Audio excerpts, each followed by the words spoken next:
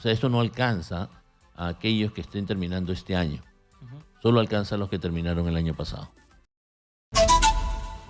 Bien, ahora vamos nosotros a cambiar el tono de la información. ¿Por qué? Porque el Congreso de la República otra vez pues, nos sorprende, ¿no?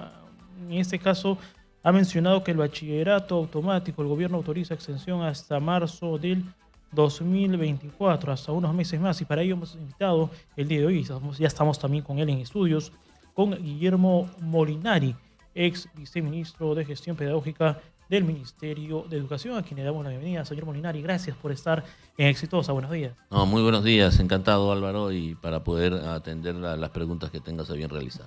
Bueno, este tema de la extensión del bachillerato pues no viene de ahora, ¿no? Ya se arrastra, me parece que del año 2021 y se va extendiendo y extendiendo y extendiendo. En ese sentido, ¿es negativo o positivo para los estudiantes, para los universitarios, quienes deberían de hacer una tesis, un trabajo de investigación y fortalecer precisamente los estudios en nuestro país? Bueno, hay varios elementos ahí, ¿no? Cuando se toma esta decisión en el 2021 es porque salíamos de una pandemia larga, claro, en donde las condiciones no habían sido las más pertinentes ni adecuadas, y lógicamente las prácticas profesionales que pudieran haber hecho de manera presencial no se realizaban por la razón misma de la pandemia, y eso lógicamente fue uno de los factores que creo yo pesó más al momento de la votación, más de 100 votos en el Congreso, para extender este tema del bachillerato automático hasta el 2023. Pero además porque anteriormente también habían habido algunos problemas con los estudiantes al comenzar a licenciarse en las universidades.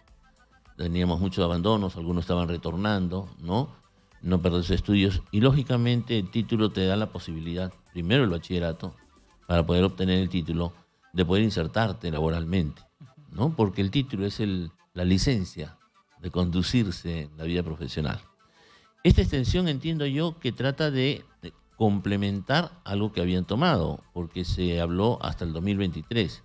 No perdamos de vista que al diciembre de 2023 están terminando el segundo semestre los estudiantes que han estudiado ese año y están concluyendo sus estudios profesionales.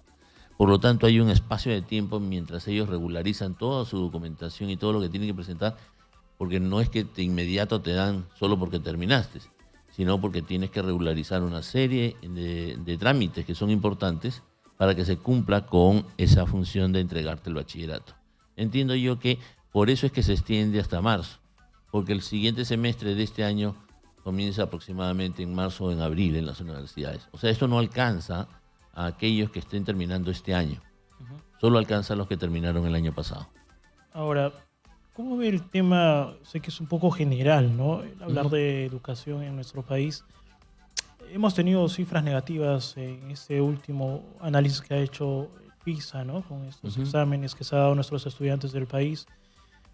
Si bien es cierto, venimos de una pandemia que nos ha golpeado a todos, a toda Latinoamérica, pero deberíamos de remontar estas cifras, ¿no?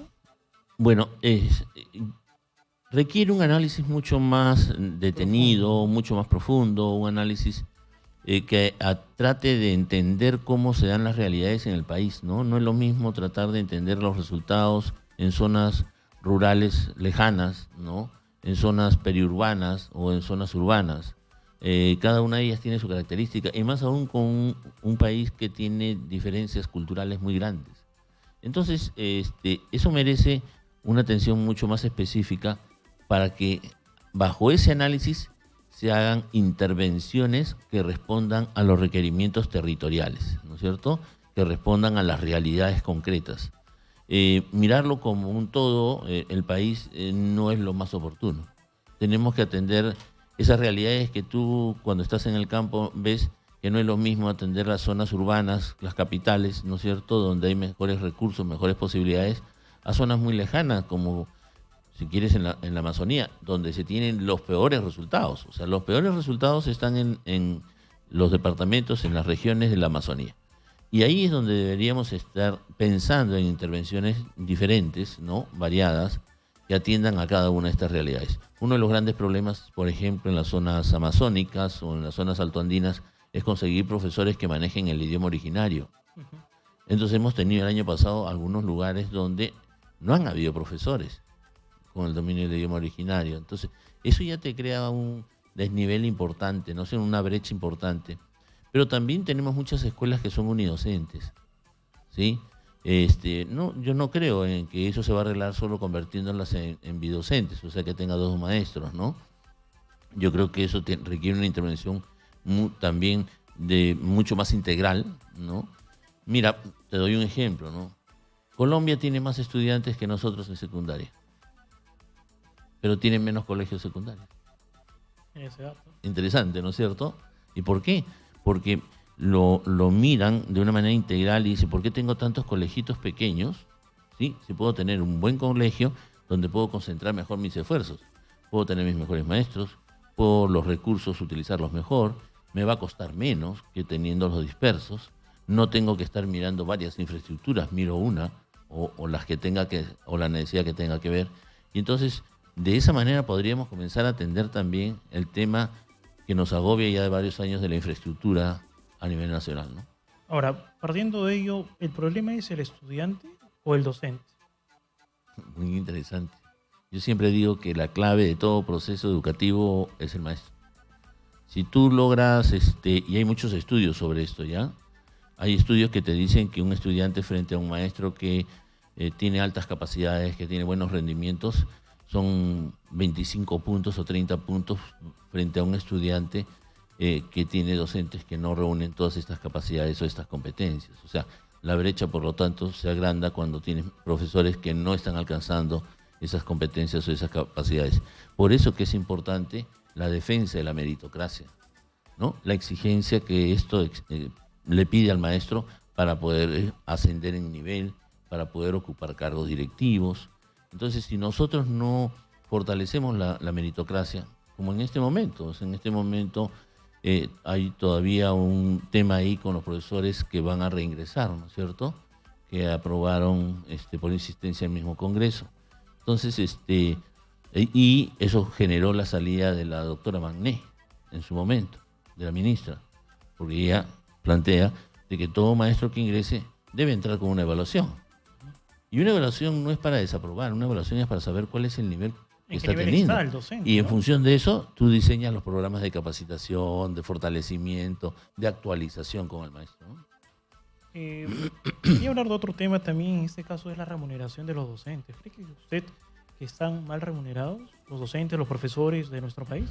Yo creo que tenemos una ley que ha generado que los maestros, en función de sus desempeños y de su realización profesional, vaya incrementando su remuneración.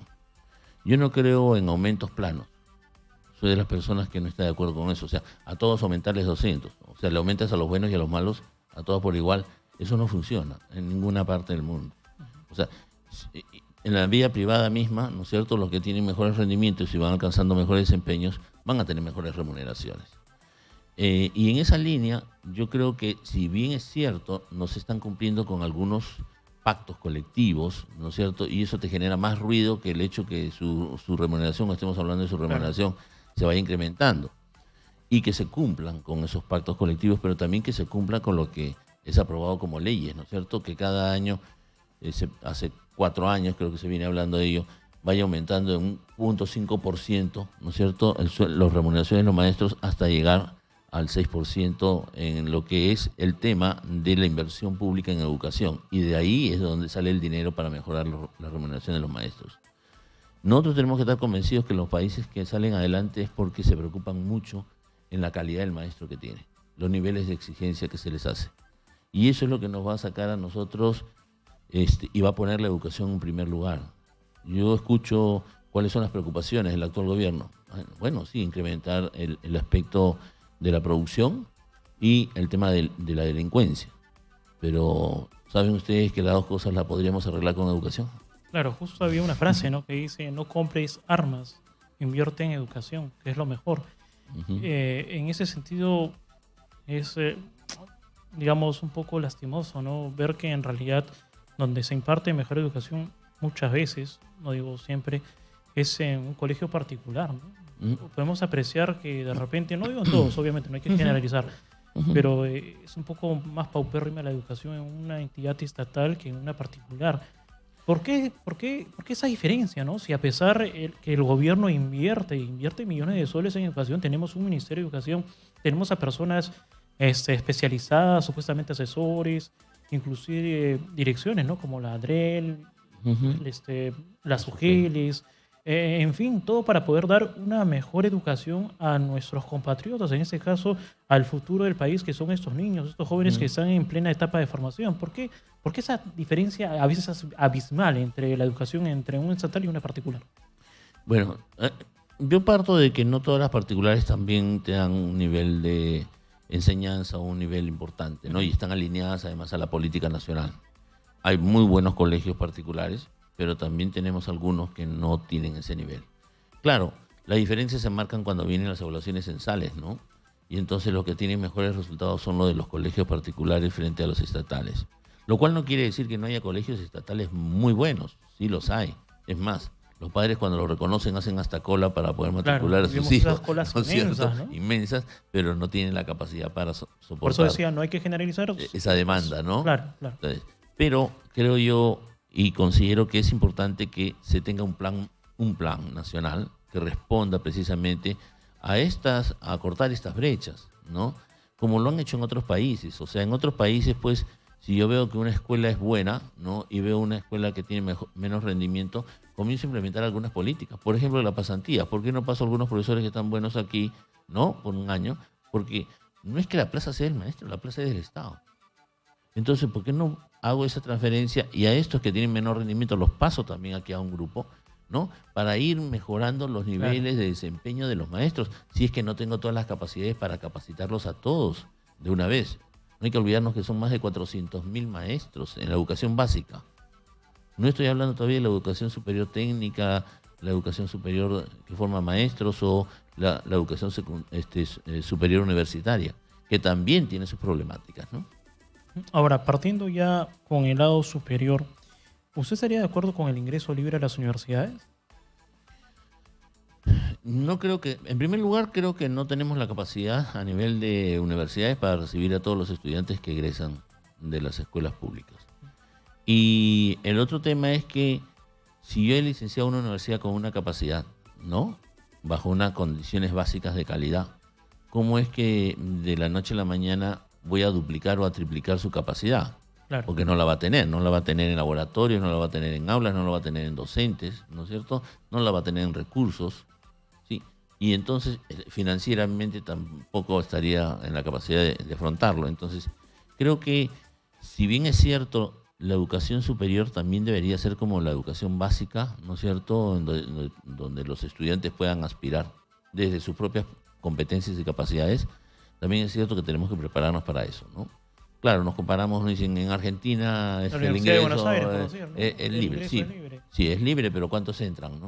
Ujú. No entran todos, o sea, todos los Claro, que hay un quisieran. ciclo básico común donde es una especie de filtro Totalmente. Mira, para que puedan estudiar. En el último examen en San Marcos, revisen las estadísticas, hay carreras que han quedado vacantes sin ser cubiertas en las ciencias. Ujú. O sea, algo está pasando, ¿no?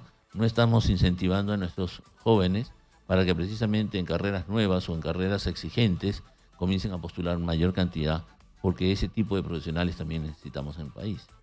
Si no, vamos a estar siempre trayendo profesionales de otras naciones para que ocupen esos cargos laborales Claro. cuando deberíamos comenzarlos a Y formar aquí. teniendo buenas universidades Y con teniendo, buenos docentes. totalmente. Ahora, volviendo al lado de los colegios, ¿se podría también dar eso? Recuerdo que hay algunos colegios donde inclusive se postula. Bueno, yo he estudiado en el Colegio Guadalupe y hace como 20 años, le hablo y tuve que postular para poder ingresar. Y obviamente ese era un incentivo, ¿no? Para poder de esta manera tratar de estar en un colegio, digamos, bueno.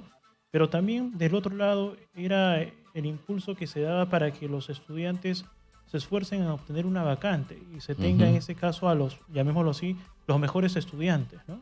Esto también se debería dar, se debería retomar. Creo que hay algunos como el Colegio Mayor, me parece que sí. No, los colegios mayores sí. Sí. Los colegios mayores hacen ese tipo de evaluación Ujú. entre los alumnos ¿Por que qué no tengan tener mejor más rendimiento. colegios mayores? Ahí está. Bueno, inicialmente se pensó de que cada una de las regiones tuviera uno de estos colegios mayores. Y se truncó.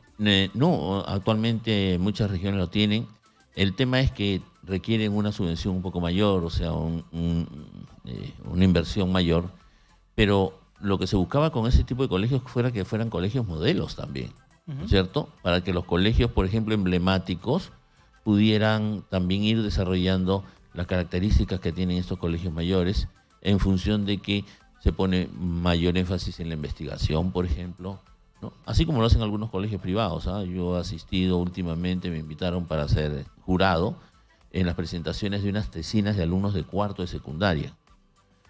Ya le van Yo me quedé enormemente impresionado el nivel de desarrollo de investigación que habían desarrollado los chicos, pero además cómo les habían desarrollado otras capacidades, ¿no? Su capacidad de expresión, su fluidez verbal, su seguridad personal, ¿no?